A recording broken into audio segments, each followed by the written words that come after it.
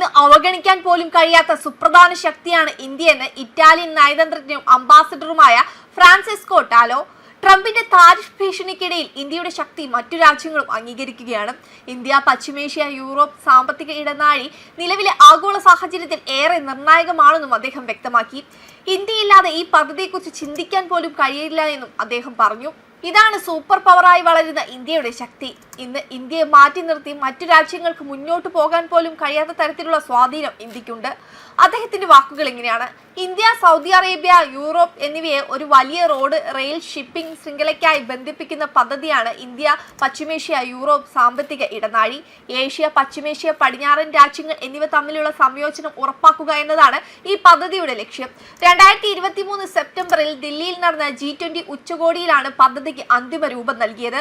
വലിയ പ്രതീക്ഷകളോടെയാണ് ഈ അഭിലാഷ പദ്ധതി ആരംഭിച്ചതെന്ന് ഇറ്റാലിയൻ അംബാസിഡർ ഫ്രാൻസിസ്കോ ടാലോ പറഞ്ഞു. ആഗോള സുരക്ഷാ വെല്ലുവിളികൾ സൃഷ്ടിച്ച അസ്ഥിരതയ്ക്കും അനിശ്ചിതത്വത്തിനും ഇടയിൽ ഇത്തരമൊരു പദ്ധതി പ്രത്യേകിച്ചും ആവശ്യമാണ് എന്ന ഇറ്റാലിയൻ അംബാസിഡർ വ്യക്തമാക്കി.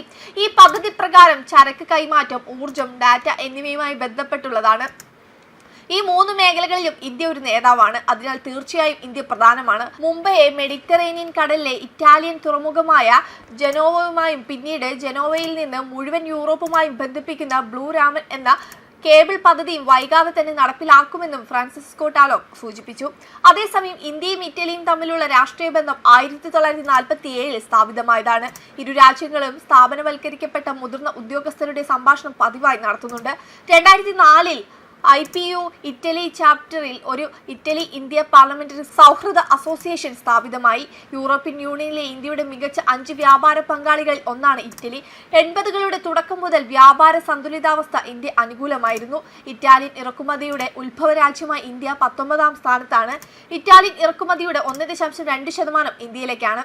ഇറ്റലിയിലേക്കുള്ള ഇന്ത്യയുടെ പ്രധാന കയറ്റുമതി ഇനങ്ങൾ റെഡിമെയ്ഡ് വസ്ത്രങ്ങൾ, തുകൽ, ഇരുമ്പുര്, മോട്ടോർ വാഹനങ്ങൾ, തുണിത്തരങ്ങൾ, രാസവസ്തു, രത്നങ്ങൾ, ആഭരണങ്ങൾ എന്നിവയാണ്. ഇറ്റലിയിൽ നിന്ന് ഇറക്കുമതി ചെയ്യുന്ന പ്രധാന ഇനങ്ങൾ പൊതുവായതും പ്രത്യേകവുമായ യന്ത്രങ്ങൾ, യന്ത്ര ഉപകരണങ്ങൾ, മെറ്റലർജിക്കൽ ഉൽപ്പന്നങ്ങൾ, എഞ്ചിനീയറിംഗ് ഇനങ്ങൾ എന്നിവയാണ്.